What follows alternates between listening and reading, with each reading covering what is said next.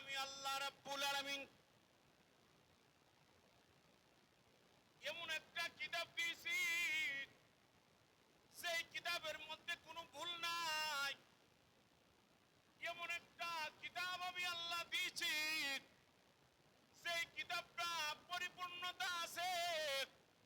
এই কিতাবটা আমি আল্লাহ রাব্বুল আলামিন তোমাদের মধ্যে আমি আল্লাহর পক্ষ থেকে নাজিল করেছি। কিন্তু আমি আল্লাহ রাব্বুল আলামিন কিতাবের জিম্মাদারি দায়িত্ব নিয়েছি। যদি তোমরা এই কিতাবের অনুসরণ করতে পারো, অনুকরণ করতে পারো, আমি আল্লাহ রাব্বুল আলামিন তোমাদের সারা জীবনের গুনাহ মাফ করে দেব। কোরআনকে যদি আপনি ধরতে পারেন, আল্লাহর রাসূল বলেন, قال رسول الله صلى الله عليه وسلم تركت فيكم أمرين لن تضلوا ما تمسكتم بهما كتاب الله وسنة رسوله। আল্লাহর রাসূল বলে, তোমাদের মধ্যে দুইটা জিনিস আমি নবী রাইখা যাই। এই দুইটা জিনিসকে যদি আঁকড়ে ধরতে পারো, মজবুত করে ধরতে পারো, তাহলে তোমরা পথভ্রষ্ট হইবা না, গোমরাহ হইবা না। দুইটা জিনিস কি? আল্লাহর রাসূল বলেন, কিতাব আল্লাহ, এক নম্বর হয়েছে আল্লাহর কিতাব কোরআন, ও সুন্নাত রাসূলি, দুই নম্বর হয়েছে নবীজির সুন্নাত। আল্লাহর রাসূল বলেন, ও সুন্নাত রাসূলি, নবীজির সুন্নাত বা হাদিস। এ ভাই, আল্লাহ রাব্বুল আলামিন আল্লাহ তাআলা বলেন, নবী গো, মানুষদেরকে জানায় দেন এই দুইটার ভিতরে যদি তার মানদণ্ড তৈয়ার করে, তার জীবনটা কিভাবে পরিচালনা করবে, কিভাবে তার হায়াতে জিন্দেগিটা, তার লাইফটা, তার জীবনটা পরিচালনা করবে, আমি আল্লাহ রাব্বুল আলামিন ওই মানুষদেরকে আমি আল্লাহর আপন বন্ধু বানায়া নেব। সেজন্য আমার পুরা লাইফ, আমার পুরা জীবন, আমার পুরা হায়াত শুধুমাত্র কেবলমাত্র আল্লাহর জন্য হতে হবে। কথা বলেন ঠিক কি না? নবীর সাহাবায়ে কেরাম, নবীর সাহাবীরা আল্লাহর রাস্তায় জীবন দিয়া দেয়, জান দিয়া দেয়, প্রাণ দিয়া দেয়। সাহাবায়ে কেরাম রিদওয়ানুল্লাহ তাআলা আজমাইন আল্লাহর রাস্তার মধ্যে জীবন কুরবান করে শুধুমাত্র কেবলমাত্র আল্লাহর জন্য। মুসলমান ভাইরা আমার, এ মুসলমান গো, মুসলমান গো, সাহাবায়ে কেরাম আল্লাহ নবীর ভালোবাসা পাইছে, আল্লাহ নবীর মহব্বত, আল্লাহ নবীর ভালোবাসা পাইয়া এরা দুনিয়ার মারে ভুইলা গেছে, বাবারে ভুইলা গেছে, দুনিয়ার স্ত্রীর সন্তান সব ভুইলা গেছে, দুনিয়ার সব ভুইলা গেছে, কিন্তু নবীরে ভুলে নাই, নবীরে ভুলে নাই, আল্লাহরে ভুলে নাই। কথা বলে ঠিক না? কিন্তু আমরা তো ভাই দুনিয়ার সাধারণ ক্ষমতার সামনে আমরা সব ভুইলা যাই। আল্লাহ রাব্বুল আলামিন ডাক দিয়া বলেন, তুতিল মুলকা মান তাশা ওয়া তানজিউল মুলকা মিম্মান তাশা ওয়া তুইজ্জু মান তাশা ওয়া তুযিল্লু মান তাশা। আল্লাহ বলেন, নবী, আমি আল্লাহ রাব্বুল আলামিন যারে ইচ্ছা করি তারে আমি আল্লাহ মুলক দান করি, তারে আমি আল্লাহ বাদশাহী চেয়ার দান করি, তারে আমি আল্লাহ উপমর্যাদা দান করি। কেন গো নবী? কারণ হয়েছে বাদশাহ রাজত্ব এইটা আমি আল্লাহর হাতে, দুনিয়ার কারো হাতে না। শুধুমাত্র কেবলমাত্র আমি আল্লাহ তাআলা যারে পছন্দ, আমি আল্লাহ বেইজ্জতি করি, আমি আল্লাহ যারে পছন্দ তারে ইজ্জত দান করি। মুসলমান ভাইরা আমার, ও মুসলমান গো, ওই সমন্বয়করা আমার ভাইরা তারা জানতো না তারা দেশের প্রধান হবে, তারা জানতো না এই আন্দোলন দেশ থেকে ফ্যাসিস্টদেরকে বিদায় করলে তারা এই দেশের মন্ত্রী হবে, এমপি হবে, তারা জানতো না। আল্লাহ তাআলা বলেন, ইজ্জত আমি আল্লাহ দান করে দিয়েছি। কে দিয়েছে? আরে জবান খুলে বলেন না, কে দিয়েছে? আল্লাহ দিয়েছে।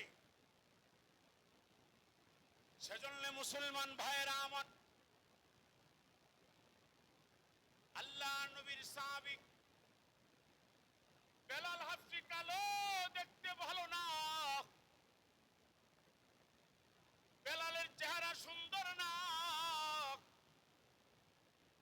বিশ্বিক মক্কার বেঈমানরা বেলালে কালা কাউয়া বলে গালি দে, গোলামের বাচ্চা গোলাম বলে গালি দে।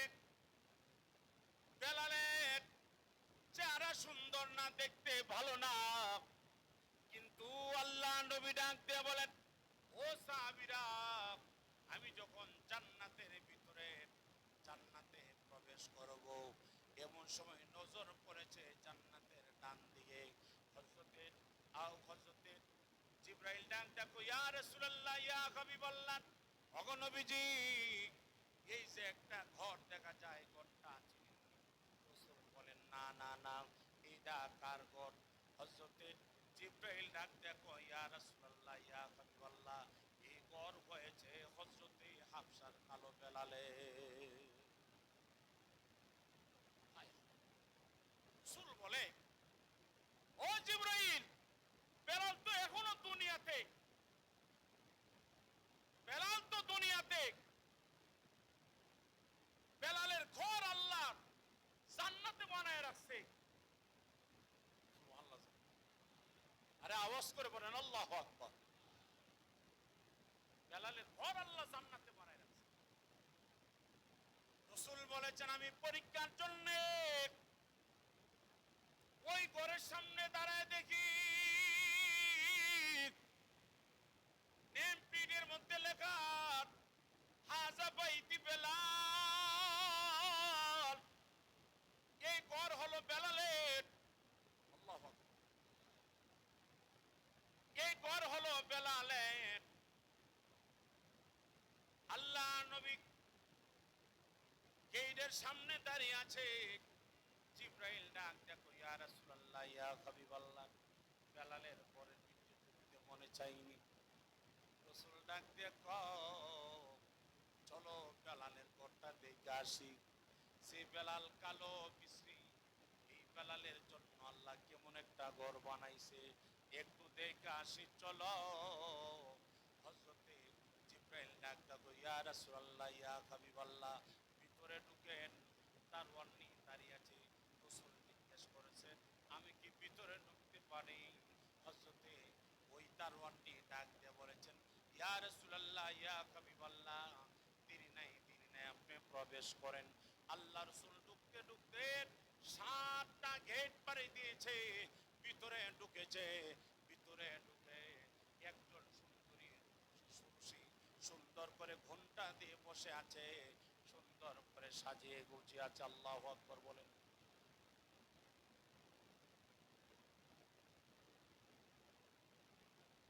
জিজ্ঞেস করলো, জিজ্ঞেস করেছে, কি নাম তোমার, কি পরিচয়? আমারে চিনেন না? ও না, ও আমি হইলাম মার্সিয়া। সুবহানাল্লাহ জোরে কয়। নাম কি? মার্সিয়া। জিজ্ঞেস করলো, তুমি কত প্রকারের আইটেম দিয়ে সাজছো? ও আমারে আমার আল্লাহর কুদরতি হাত দিয়ে সাজাই দিছে ৬২ প্রকারের গহনা দিয়ে। সুবহানাল্লাহ জোরে কয়। ওই প্রকারের। সুবহানাল্লাহ জোরে কয়। ইয়াকুতের পাথরের তৈরি স্বর্ণের খাট, স্বর্ণের চেয়ার, মেশকে আম্বরের সুঘ্রাণ, মেশকে জাফরানের তৈরি করার, ইট দিয়ে সুন্দর করে বালাখানা তৈরি করা। রাসূল বলেছেন, আমি বলতেছি, আমি কি তোমার পাশে একটু বসতে পারি? অবশ্যই আল্লাহ রাসূল বসছেন, জিজ্ঞেস করতেছেন তোমার ঘুমটাটা একটু সরাও। সুবহানাল্লাহ জোরে কর। নবী আলাইহিস সালাতু ওয়াস সালাম যখন বলেছেন ঘুমটাটা সরাও, ঘুমটা সরিয়েছি। আল্লাহ রাসূল বলেন আমার জীবনে এত সুন্দর আর কোনদিন দেখি নাই।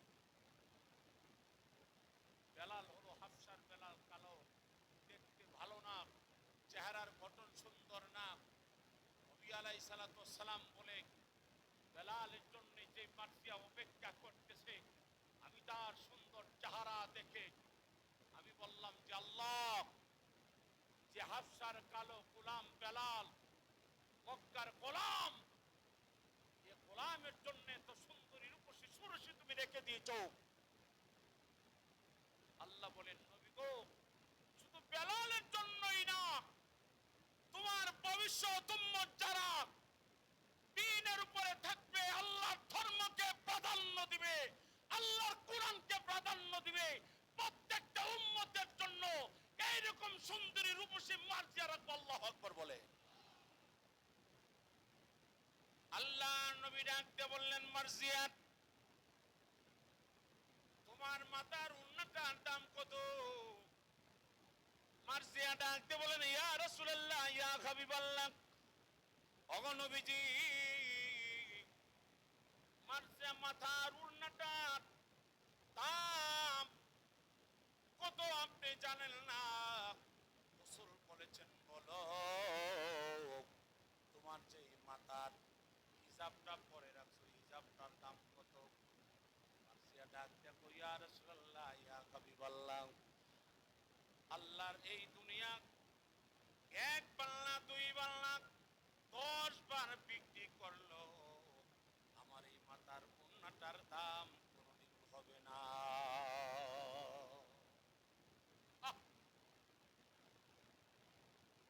আল্লাহ নবী ডাকতে বললেন ও মার্জিয়া, তোমার কপাল বড় ভালো, তোমার কপাল বড় ভালো, আল্লাহ তোমারে এমন একটা স্বামী দিছে, যে স্বামীটা আমি নবীর মহব্বতে পড়ে আল্লাহর রাস্তায় জীবন কুরবান করে, সেই স্বামীটা আল্লাহ নবীর জন্য জীবন দিয়া নবীরে ভালোবাসে। ওই মার্জিয়া ডাক দেখো ইয়া রাসূলুল্লাহ, ইয়া হাবিবাল্লাহ, আমার স্বামী ভালো, আমার আল্লাহ কম মর্যাদা দেই নাই, আমার দাসী বান্দি কত আপনি জানেননি? রাসূল বলেছেন না না না, বলো না।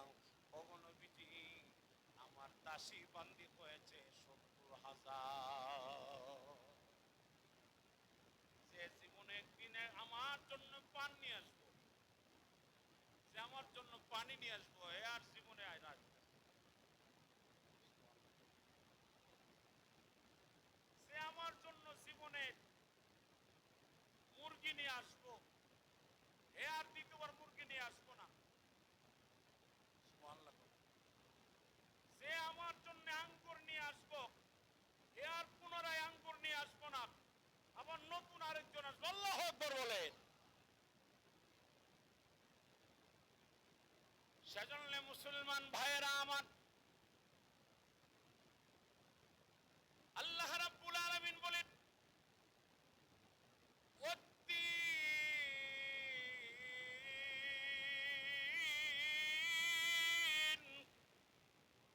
ওয়াজ্জাইতুন وطور سينين وهذا البلد الأمين। আল্লাহ রাব্বুল আলামিন বলেন নবী, আমি আল্লাহ চারটা কসম খায়া বলি, দ্বীনের কসম, জৈতুনের কসম, তুর পাহাড়ের কসম। তুর পাহাড় তো ওইটা যেটাকে সিনাই পর্বত বলা হয়, ওই সিনাই পর্বতের কসম, এই শহরের কসম। কোন শহর? আল্লাহ বলেন ওয়াহাদাল বালাদিল আমিন, ওই এইটা হলো ইন্না আউয়ালা বাইতিন ফুজিআ লিন-নাস লাল্লাযী বিবাক্কাতা মুবারাকা। এইটা হলো ওই শহর যে শহরের ভিতরে মক্কা অবস্থিত, বাইতুল্লাহ অবস্থিত। ওই শহরের কসম, আমি আল্লাহ মানুষদেরকে অবয়ব আকৃতিতে মানুষদেরকে বড় সুন্দর করে বানিয়েছি। লাকাদ খালাকনাল ইনসানা ফি আহসানি তাকওয়িম।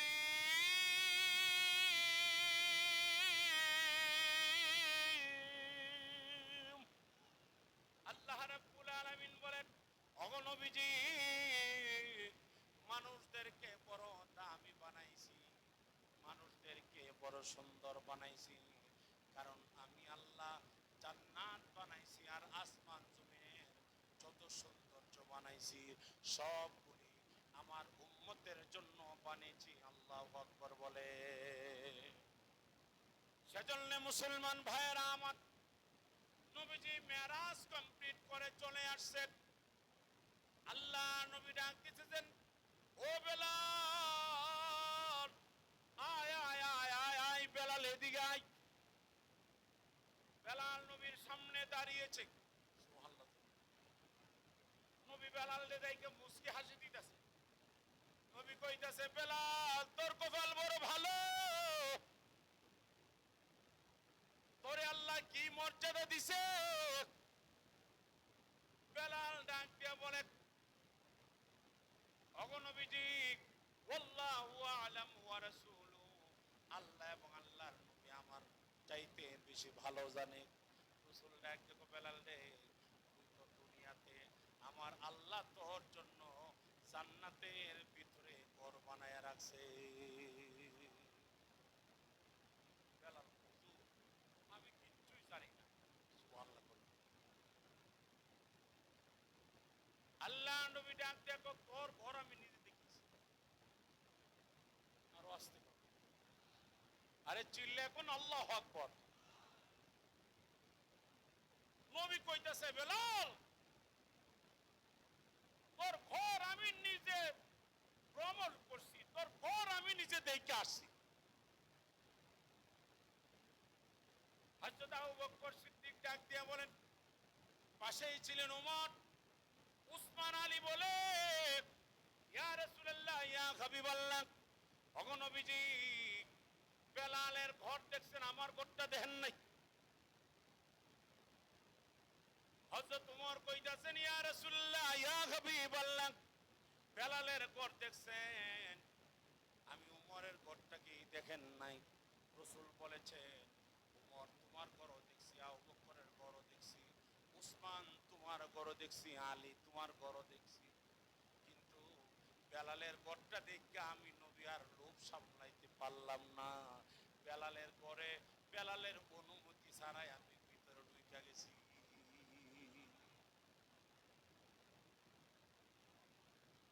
উমর কইতে, হুজুর আমার ঘর ঢুকলেন না? বুখারীর হাদিস। হুজুর আমার ঘরে ঢুকেন নাই? রাসূল ডাক দিয়ে বলেন, হে উমর, তোমার ঘরে আমি যাই নাই, তোমার ঘরে আমি প্রবেশ করি নাই, কারণ তোমার অনুমতি ছাড়া তোমার ঘরে ঢুকলেন। তুমি যদি আবার বলো যে হুজুর আমার অনুমতি ছাড়া আমার ঘরে কেন ঢুকলেন, আল্লাহ জোরে কোন, এ ভাই আমি তোমার পায়ে ধরে বলবো, সাহাবায়ে কেরামের অনুকরণ করতে হবে। সাহাবায়ে কেরাম অনুকরণ করেন। আল্লাহর নবী স্থাপিত করে গেছে এই সমাজের মধ্যে, আমাদেরকে বুঝায়া গেছেন, সাহাবায়ে কেরামের চাইতে বড় দলিল আল্লাহর দুনিয়ার কেউ নাই। আর আমার এই সমাজের মধ্যে কিছু মুসলমান আছে আমিরে মুয়াবিয়াকে কাফের ফতোয়া দিয়ে কথা বলেন, ঠিক কি না? আমিরে মুয়াবিয়াকে মানতে রাজি না। আরে আমিরে মুয়াবিয়া তো এমন একজন সাহাবী, রাসূলুল্লাহ 7 জন সাহাবী ছিল যারা কাতিবে ওহী ছিলেন, যারা ওহী লিখতেন। এর মধ্যে অন্যতম ছিলেন আমিরে মুয়াবিয়া। আল্লাহু আকবার বলে। ওই আমিরে মুয়াবিয়াকে তুমি অকাট্য ভাষায় গালিগালাজ করো, তুমি দাবি করো তুমি মুসলমান। গত কয়েকদিন আগে দেখলাম ফেসবুকে এক মুসলমানের বাচ্চা পোস্ট করছে যে আমার একটা কুকুরের বাচ্চা ছানা দিছে, এই ছানাটার নাম রাখছি মুয়াবিয়া। নাউজুবিল্লাহ। এই চিল্লা বলেন নাউজুবিল্লাহ।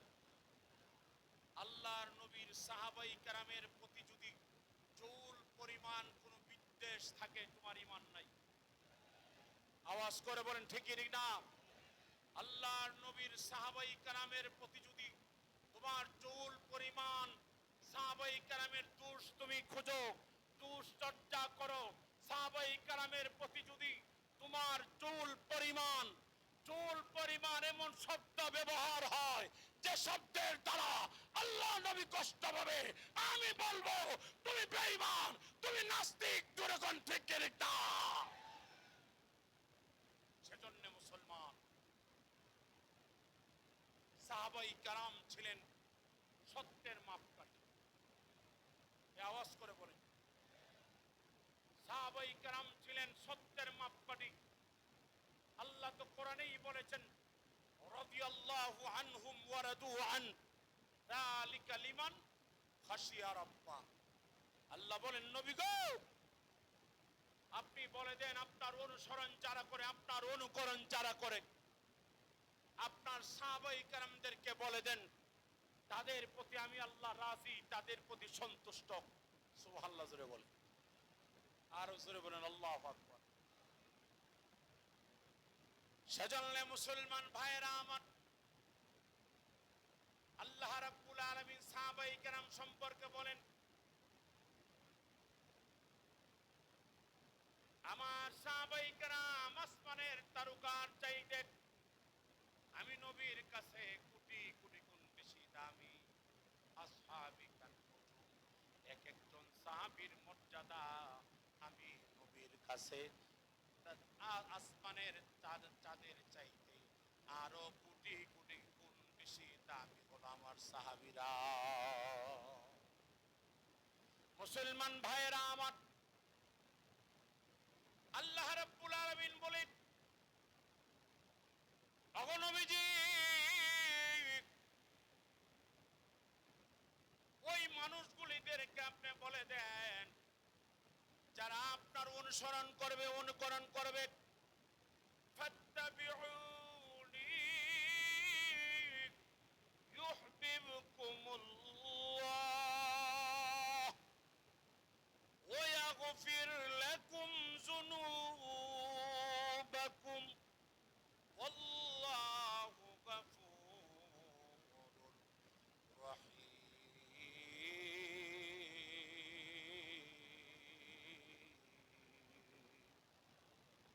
আর একটু আওয়াজ করে কি বলা যাবে? আল্লাহু আকবার।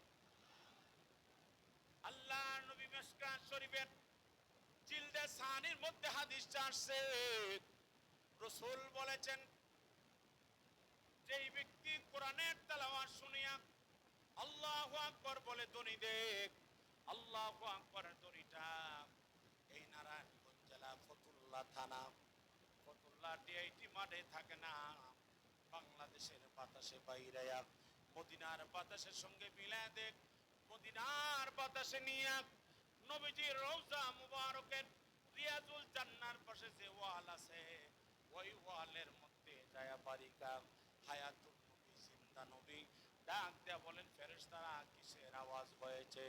ওগো নবীজি, আসমানের কোনো আওয়াজ না, জমিনের কোনো আওয়াজ না, আকাশের ঠেলা বাঞ্চিনের আওয়াজ না, কিসের আওয়াজ হয়েছে?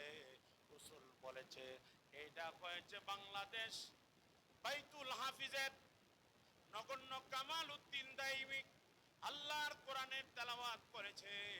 হাজার হাজার মুসলমানেরা তেলাওয়াত শুনে আল্লাহু আকবার বলে ধ্বনি দিয়েছে। আল্লাহু আকবার, দুনিয়া আইসা আপনার রোজা তারের মধ্যে বাড়ি লাগছে। নবী ডাকতে বলেন, ফেরেশতারা তোমরা সাক্ষী থাকো, কিয়ামতের মাঠ যেদিন কায়েম হয়ে যাবে, মানুষগুলি যেদিন পানি দাও বলে চিল্লায় কাঁদবে, ওই দিন আমি নবীকে আল্লাহ যখন বলবেন নবী জান্নাতে যাও, আমি নবী ওই পর্যন্ত জান্নাতে প্রবেশ করব না। সে পর্যন্ত কোরআনের তেলাওয়াত শুননেওয়ালা উম্মতগুলি জান্নাতে না পৌঁছাতে পারবো, ততক্ষণ পর্যন্ত আমি নবী আল্লাহর জান্নাতে কদম দেব না। فبأي آلاء ربكما تكذبان।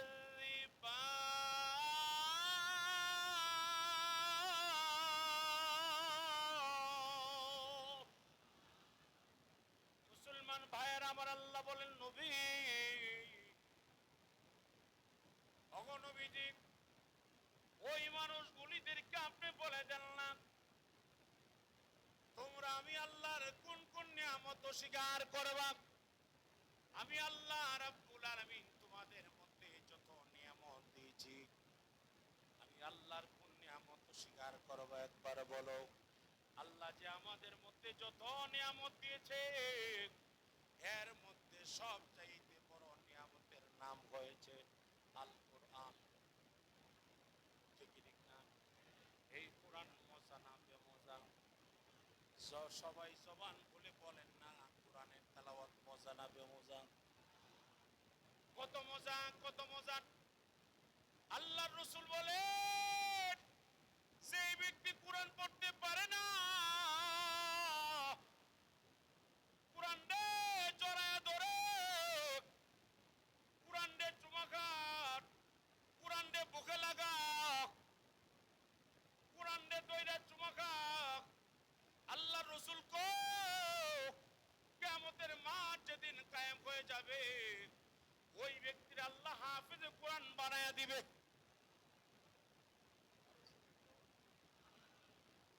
ওই ব্যক্তির আল্লাহ হাফেজে কোরআন বানায় দিয়া বলবেন, এক একটা আয়াত পড়ো, এক এক তালা আরোহণ করো, এক আয়াত পড়বে, এক তালা উঠবে ৬,৬৬৬ তালা। ওই মোমেন তেলাওয়াত করবে, ওই মনটা কইব, আল্লাহ আমার জীবনে কোরআন পড়তে পারি নাই, আমি কেমনে কোরআন পড়ব। আল্লাহ বলে, কোরআনকে মহব্বত করার কারণে, কোরআনের মাহফিলে যাওয়ার কারণে, কোরআনের আলেমদেরকে মহব্বত করার কারণে, কোরআনের হাফেজদেরকে ভালোবাসার কারণে আমি আল্লাহ করে আজকে ৩০ পারা কোরআনের হাফেজ বানাই দিলাম। সেজন্য মুসলমান ভাইরা আমার, কোরআনের সাথে আছি তো ইনশাল্লাহ? আওয়াজ করে বলেন, কোরআনের সাথে থাকবো তো ইনশাল্লাহ? আপনি চিন্তা করেন, বাইতুল হাফিজ এই মাদ্রাসার আজকে মাহফিল হলো ১৭ বছর। কততম? প্রথম মাহফিলটা আমরা যুক্তিবাদী সাহেবরে দিয়া করেছিলাম। এই যে হাফিজ মাওলানা মুশির সাহেব, ওনারে নিয়ে যুক্তিবাদী সাহেবের বাসায় আমি নিজে গেছি। হাবিবুর রহমান যুক্তিবাদী সাহেবের বাসায় আমি নিজে গিয়ে দাওয়াত করছি। দাওয়াত করে ওনার এই ডিআইটি মনে আছে, ওনার থেকে মাহফিল শুরু। এর পরের বছর থেকে আল্লামা হাফিজ জুবাইর আহমদ আনসারী রহমতুল্লাহ আলাইহি আসছে। আল্লাহু আকবার। আজকে আনসারী রহমতুল্লাহ আলাইহি বিদায় হয়ে গেছে, কিন্তু ওনার স্মৃতিগুলি রয়ে গেছে। কথা বলেন ঠিক না? এই মাঠে আসছেন আমার উস্তাদ, ঐতিহ্যবাহী ব্রাহ্মণবাড়িয়া জামে ইউনুসিয়ার শিক্ষা সচিব আল্লামা মুফতি রহমতুল্লাহ সাহেব রহমতুল্লাহি আলাইহি। এই যে হাফেজ মাওলানা মুফতি সাব্বির বিন নাসির যে বলেছেন যে তাদের মাথায় তখন পাগড়ি উঠাই দিয়েছিলেন, হযরতে ইন্তেকাল করেছেন, বিদায় হয়ে গেছেন, কিন্তু এই উজালাগুলি ছাত্রগুলি রয়েছেন। কথা কোন ঠিক না? কিয়ামত পর্যন্ত এই ধারাবাহিকতা থাকবে। যতদিন এই সমাজ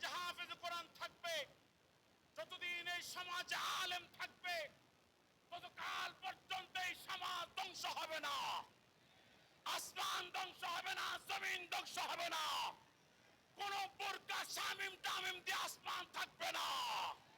কথা বলেন ঠিক কি ঠিক না?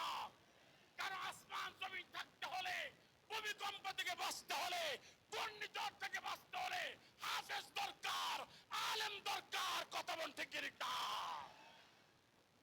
এখন আলেম যদি তৈরি করতে হয়, ভার্সিটি থেকে আলেম বের হবে না। কথা কোনা, ভার্সিটি থেকে হাফেজ বের হবে না, বের হবে মাদ্রাসা থেকে। কথা বলেন, আজকে এখানে আমি কামাল উদ্দিন দাইমি বসে ওয়াজ করি, আমরা মাদ্রাসার কর্ণওয়ালা ছাত্র। কথা বলেন ঠিক ঠিক না? কারণ মাদ্রাসা আছে বিদায় বাংলাদেশের বিশ্ব চ্যাম্পিয়ন হই হাফেজ কোরআনটা। কথা বলেন, আর আওয়াজ করে বলেন না। বাংলাদেশের খেলোয়াড়রা, প্লেয়াররা একটা দেশের সঙ্গে খেলে, ওইটা দেশের সঙ্গে। কথা বলা, একটা দেশের সঙ্গে খেলে, একজন খেলে না 11 জন। আর আওয়াজ করে বলেন না, একজন খেলে 11 জন খেলে 11 জনের সঙ্গে। কথা বলেন ঠিক ঠিক না? কিন্তু বাংলাদেশ এ পর্যন্ত আমার ভাইরা বিশ্ব রেকর্ড করতে পারে নাই। কিন্তু প্রতি 1 মাস 1.5 মাস 2 মাস পর পর হাফেজ কোরআনদার শুধু একটা দেশের সঙ্গে না, খেলে মাত্র 10 বছর 12 বছর একটা ছেলে খেলে কয়জন? একজন খেলে, একজন হাফেজ কোরআন খেলেন 110টা 20টা দেশের সঙ্গে, 105টা 7টা রাষ্ট্রের সঙ্গে খেলেন। খেলে বাংলাদেশের মাথাকে উঁচু করে, কিন্তু রাষ্ট্রীয়ভাবে হাফেজদেরকে মূল্যায়ন করা হয় নাই, সংবর্ধনা দেওয়া হয় নাই। আর চোরের দলেরা চুরি করতে করতে রাষ্ট্রকে চতুল্লা করে ছাড়ছে, তাদেরকে গলার মালা দেওয়া হয়। কথা বলতে কি না?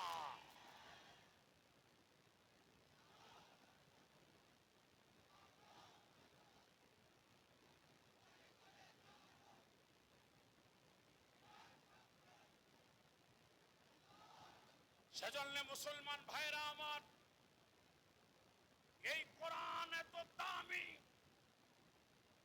আপনি কি মনে করেন মদিনা ইউনিভার্সিটির ভিতরে বাংলাদেশের ছাত্র বিশ্ব চ্যাম্পিয়ন হয়? যে আল্লাহু আকবার বলেন। আমরা দেখতে পাচ্ছি আমাদের বাংলাদেশের ছাত্র হাফেজ তাকদিম বিশ্বকে তাক লাগিয়ে দিয়েছে। কথা বলেন ঠিক কি না? হাফেজ তাকদিম সারা বিশ্বের সারা পেলে দিয়েছেন, কিন্তু স্বৈরাচার ফ্যাসিস্টরা হাফেজ তাকদিমকে আমার ভাইরা সংবর্ধনা পর্যন্ত একটা ফুলের মালাও দিতে পারে নাই।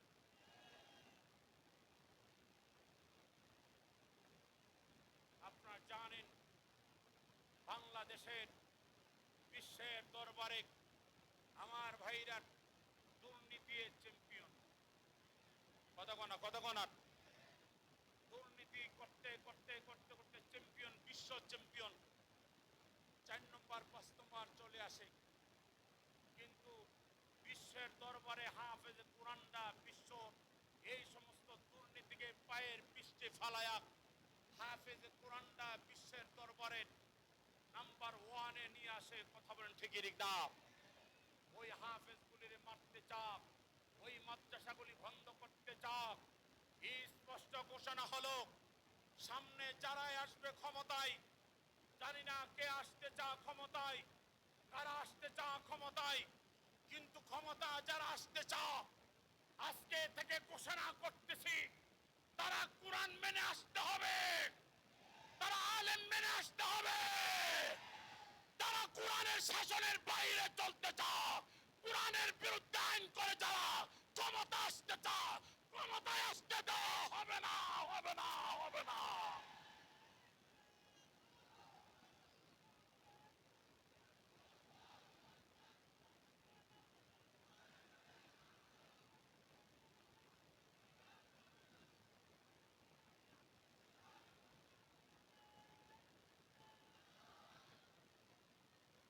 মুসলমান, কারণ আমরা কোরআনের বাইরে কিছু বুঝি না, মানি না।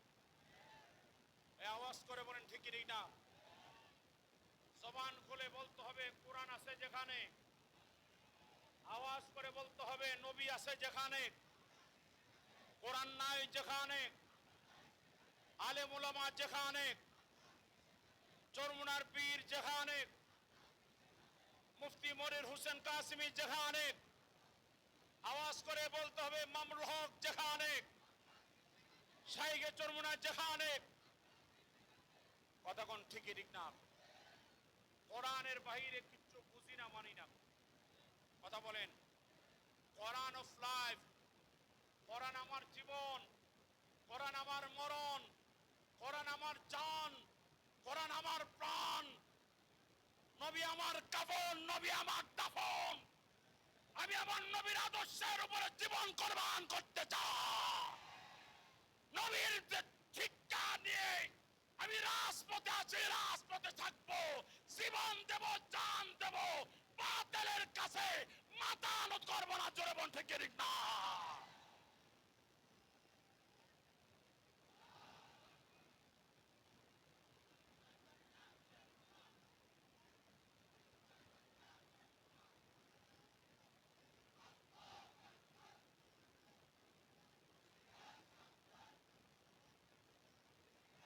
আমার ভাইরা, আমার ভাইরা, সেজন্য ইন্নাহু লাকুরআনুন কারীম ফি কিতাবিম মাকনুন লা ইয়ামাসসুহু ইল্লাল মুতাহহারুন।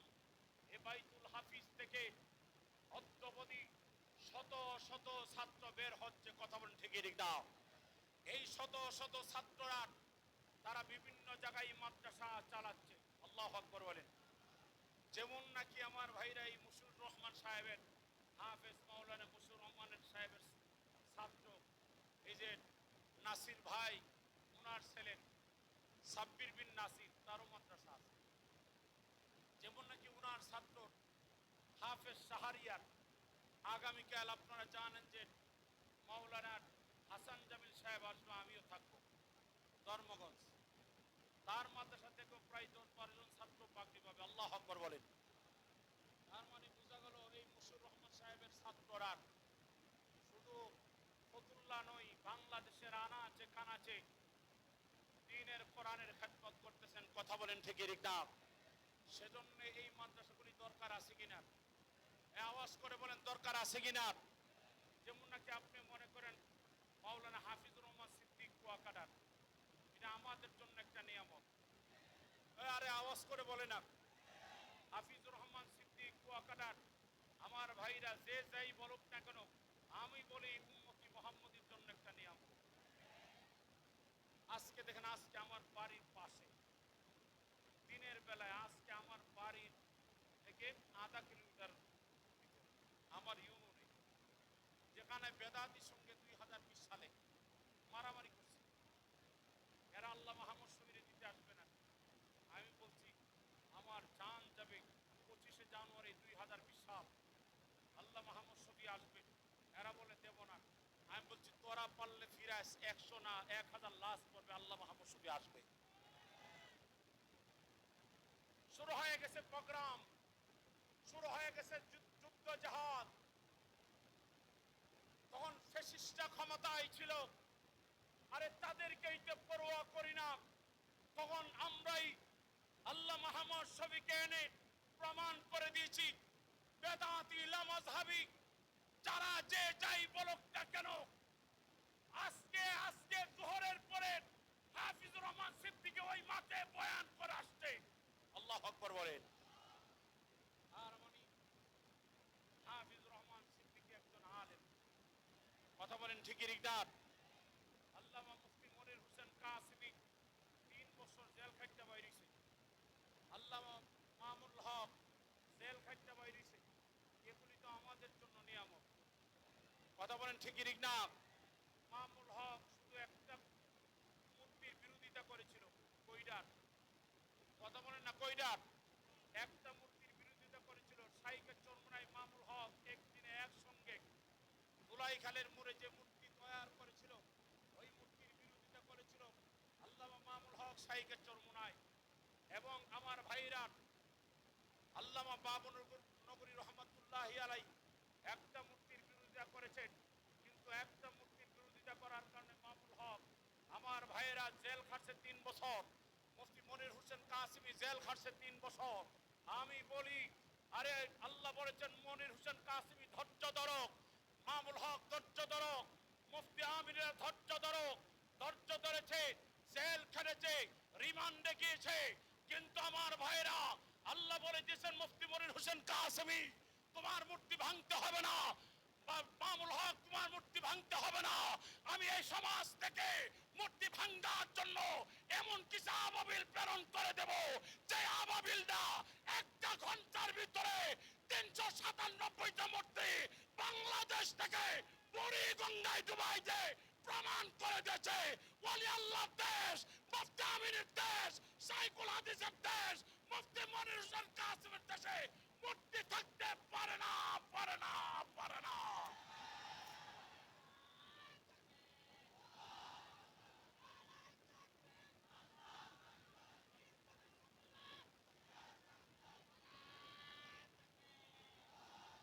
সেজন্য আমার ভাইরা আমরা বিশ্বাস করি এইরকম আল্লাহওয়ালা যারা আছে আমাদের আকাবেরদের নকশে কদমে আমরা জ্বালাই দিতে চাই।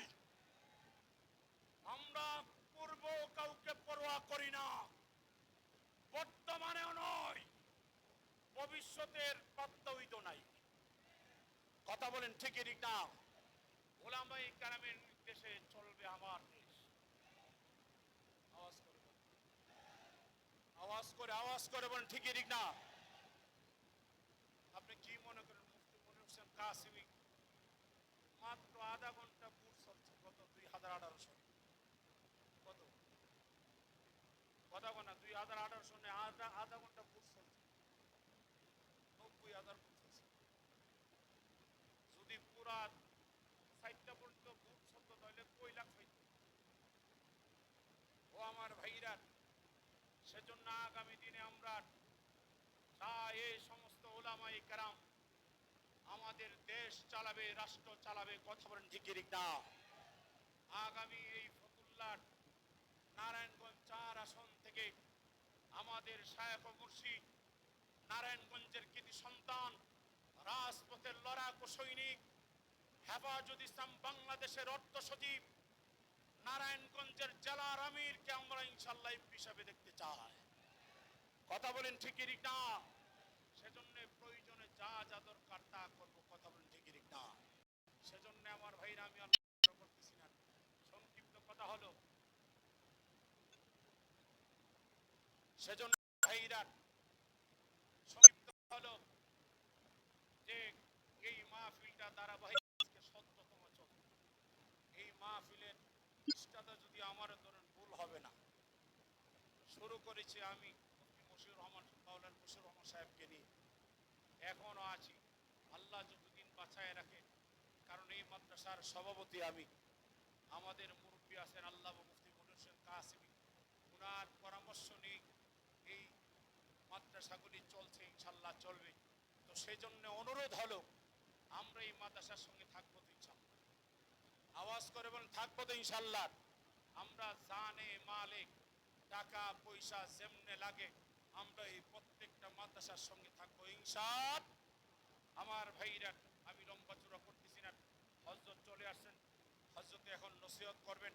এরপর পরই আমাদের আজকের যিনি মধ্যমণি প্রধান বক্তা, যুবকদের আইডল, কলিজার টুকরার, যার আলোচনা শোনার জন্যে আমার ভাইরা ছাতক পাখির নেই আমরা বসে থাকি। আমি অনুরোধ করব যারা দাঁড়িয়ে আছেন বসে পড়েন, পরে কিন্তু জায়গা পাবেন না। কথা কোন ঠিকই না? পরে কিন্তু জায়গা পাবেন না। যারা দাঁড়িয়ে আছেন ভিতরে ঢুকে যান। অল্প কিছুক্ষণের মধ্যে হযরতের পরপরই আমার ভাইরা মাওলানা হাফিজুর রহমান সিদ্দিক কুয়াকাটা চলে আসছেন, উনিও চলে আসবেন। তো সেই জন্য অনুরোধ করব আপনারা যারা দাঁড়িয়ে আছেন ভিতরে ঢুকে যান, ভিতরে ঢুকে যান, চেপে চেপে বসে যান, পরে কিন্তু জায়গা পাবেন না। তো সেই জন্য আমি আর লম্বা করতেছি না, আমি আমার সংক্ষিপ্ত কথা এখানেই শেষ করলাম। দোয়া করি, দোয়া চাই ভুল হলে ক্ষমা চাই।